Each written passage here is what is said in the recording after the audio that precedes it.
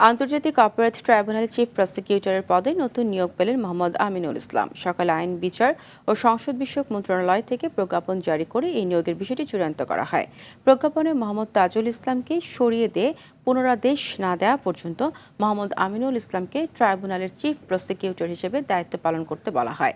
যদিও এই নিয়োগকে স্বাভাবিক প্রক্রিয়া উল্লেখ করে নতুন চিফ প্রসিকিউটরকে স্বাগত জানান তাজুল ইসলাম। প্রত্যাশা করেন শহীদ পরিবার সহ দেশের মানুষের প্রত্যাশা অনুযায়ী জুলাই হত্যাযজ্ঞ ও গুম খুনের মামলার বিচার চলমান থাকবে।